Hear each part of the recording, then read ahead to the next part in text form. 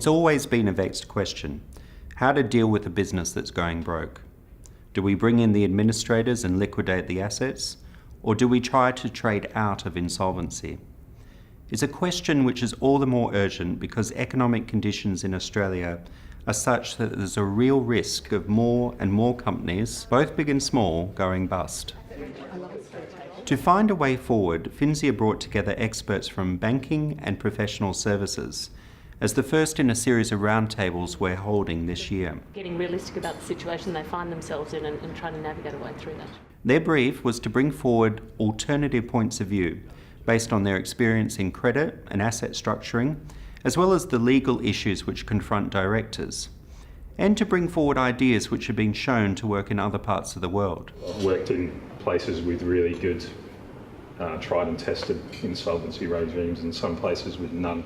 Their views are valuable because all too often we hear only one side of the story when companies fail and they're dragged through the media. But there are other approaches. In the UK, the Bank of England encourages banks to pursue other avenues before moving on a failing business. Their aim is to protect the bank's assets, but at the same time create a situation where the business can trade out of insolvency. In the US, there are Chapter 11 bankruptcy provisions, which are meant to help corporate turnarounds.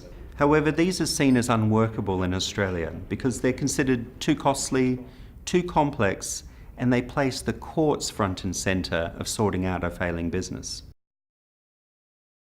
The sentiment from the Finsia Roundtable is that there's a real need to reform the laws so that directors are protected when they try to trade out of insolvency. These safe harbour laws give a director more options to turn around a business. At the same time, directors and management teams might need specialists to help them restructure.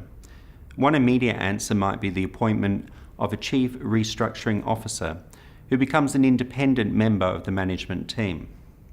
Longer-term answers might include better education so that there are more directors who know what to do when faced with saving a business. There is also a need to change the so-called IPSO FACTO clauses. These mean that contracts with suppliers are terminated as soon as a company becomes insolvent. This, of course, inhibits a business from getting back on its feet.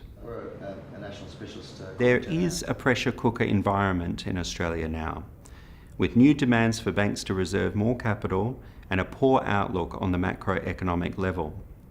The Finsia Roundtable believes that practical solutions are needed to ease the pressure, because getting a business back on its feet is good for everyone, from banks to employees to the broader economy.